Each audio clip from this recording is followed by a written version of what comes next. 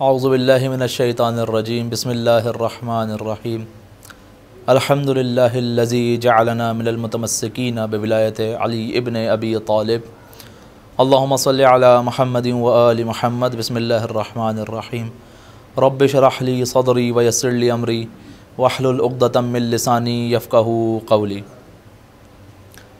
आप तमाम हज़रात की खिदमत में सबसे पहले सलाम अर्ज़ है और जिस मौजू के तहत गुफ्तगू करना करार पाया है वो एक ऐसा मौजू है कि अगर जिसे वक्त की ज़रूरत का सबसे ज़्यादा अहम मौजू करार दिया जाए तो वो गलत नहीं होगा।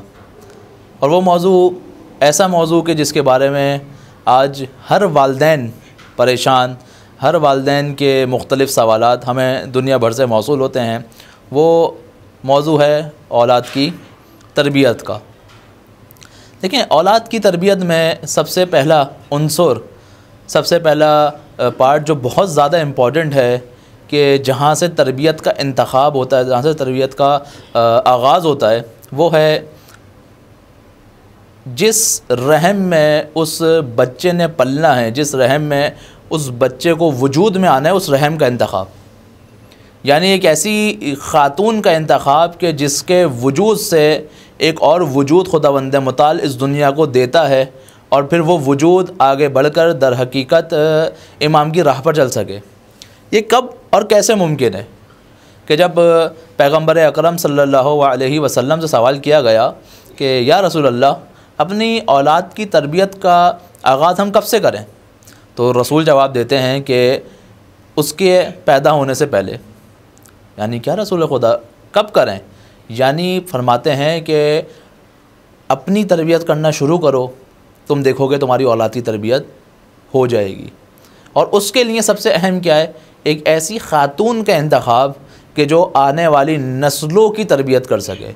जनाब अमीर फरमाते हैं कि अगर कोई मर्द तालीम याफ्ता हो जाए, अगर कोई मर्द तरबियत याफ्ता हो जाए तो पूरा घराना तरबियत याफ्ता हो जाता है। लेकिन अगर कोई ख़ातून तरबियत याफ्ता हो जाए, अगर कोई ख़ातून आलिमा बन जाए, तो फिर इल्म घर की दहलीज तक नहीं आता, बल्कि इल्म जो है वो नस्लों के अंदर पेनेट्रेट करता है। अब इल्म जो है वो फ़कत और फ़कत इस नस्ल से रुका नहीं, बल्कि नस्ल दर नस्ल इल्म जो है वो जाता रहता है। यही वजह है हम तारीख़ में देखते हैं, हम आयात और रिवायत की ज़ेल के अंदर देखते हैं कि जितना ज़्यादा ख़ातून के इंतखाब के अंदर सख्ती इस्लाम ने बढ़ती है, उतनी ज़्यादा मर्द के इंतखाब के लिए नहीं बढ़ती। ये नहीं कहा कि मिसाल के तौर पे मर्द की इतनी खुसूसियात शादी के लिए बयान नहीं की गई जितनी ये ख़ातून की गई हैं। उसकी वजह क्या है? उसकी वजह यही है कि एक ख़ातून के अंदर ये सलाहियत मौजूद होती है कि वो अपने ज़ौज को, यानी अपने शौहर को भी तब्दील कर सके और पूरे घराने को भी तब्दील कर सके। इसलिए हमें तारीख़ के अंदर ख़वातीन का बहुत ज़्यादा अहम जो है वो रोल नज़र आता है। इसकी क्या वजह है? उसकी एक बड़ी वजह यह है कि मर्दों के अंदर एक ऐसी खुसूसियत नहीं होती जो ख़ातून के अंदर परवरदिगार मुताल ने रखी है। वो है एहसास, वो है मोहब्बत, वो है आतिफ़ियत और उसके अपने वजूद को इग्नोर करके किसी और के वजूद को बका देना। ये हमें मर्दों के अंदर उस तरीके से नज़र नहीं आता जिस तरीके से ख़ातून के अंदर नज़र आता है। आप देखेंगे खुदावंद मुताल ने इन दो खिलकतों को, आजकल बहरहाल फेमिनिज़म का दौर भी चल रहा है, लोग ये कहते हैं कि शायद इस्लाम जो है वो ख़वातीन को कमतर समझता है। नहीं, ऐसा नहीं है। परवरदिगार मुताल ने इन दोनों की खिलकत के अंदर अलग अलग चीज़ों को रखा है उनकी रिस्पॉन्सिबिलिटीज़ के हिसाब से। मसलन खुदा ने अगर एक मर्द को अक्ली ज़्यादा बनाया है कि वो लॉजिकल ज़्यादा सोचे, उसकी वजह क्या है? उसकी वजह यह है कि उसने रोज़ाना सुबह घर से निकलना है, माशरे की मुश्किलात को झेलना है, मुख्तलिफ़ जगह के स्ट्रेस को बर्दाश्त करना है, अपनी बॉस की बातों को सुनना है, अपने ऑफिस की झंझटों को निपटाना है और इन तमाम के तमाम कामों को अंजाम दे के अपने घर की, अपने फैमिली की रिस्पॉन्सिबिलिटीज़ को पूरा करना है जो उसके ऊपर खुदावंद मुताल ने वाजिब की गई हैं। यानी फ़ाइनेंशियल स्टेटस को बरकरार रखना, ये मर्द की ज़िम्मेदारी। इसके लिए खुदावंद मुताल ने उसे क्या किया? थोड़ा लॉजिकल बनाया है। यही वजह है जब बच्चा रात में रोएगा एक दिन दो दिन तो मर्द क्या बोलेगा? भाई इसको बाहर लेके जाओ, मुझे सुबह ऑफिस जाना है। क्यों? क्योंकि वो अपनी नींद की कुर्बानी उस तरीके से नहीं दे पा रहा। अब आइए ख़ातून की तरफ। खुदावंद मुताल ने ख़ातून की खिलकत को अलग तरीके से डिज़ाइन किया है। क्यों? क्योंकि उसके ऊपर खुदा ने वो वाजिब नहीं किया जो मर्द पे वाजिब किया था। घर से निकलने को वाजिब नहीं किया, मालो नफ़े को वाजिब नहीं किया, फाइनेंशियल स्टेटस देने को वाजिब नहीं किया। औरत पे क्या वाजिब किया है? औरत पर यह वाजिब किया है कि अपनी औलाद को अच्छे तरीके से परवान चढ़ाए। अब इसके लिए ख़ातूनों को किस चीज़ की ज़रूरत है? मोहब्बत की, एहसास की, आतफियत की, जब भी सिन्फ़ नाजुक कहा जाता है। यही वजह है कि हम देखते हैं कि जिस तरीके से कुर्बानी माँ दे सकती है उस तरीके से बाप नहीं दे सकता। अब वो कभी नज़र नहीं आएगा कि बाप उकताहट से कह दे इसको बाहर लेके जाओ कि माँ ये एक बार काम कह रही हो, माँ कह रही है कि नहीं अब मैं इसको नहीं मसल कर, मैं नहीं सुला रही, बहुत देर से तंग कर रहा है। खूब ये चीज़ हमें नज़र नहीं आती। अगर कभी बहुत ज़्यादा तंग करने पर कह भी देगी तो उसकी मुराद ये नहीं होती, बल्कि दर हकीकत एक चिड़चिड़ापन होता है जो बहुत जल्द दूर हो जाता है। क्यों है ये? क्योंकि खुदा ने उसकी खिलकत के अंदर रखा है। तो ये जो डिफरेंस खुदावंद मुतअल्लिक़ मर्द और औरत की खिलकत के अंदर रखा है, ये उनके कमतर और बढ़तर होने की दलील नहीं है। ये किस चीज़ की दलील है? दोनों का हदफ खुदा तक पहुँचना है।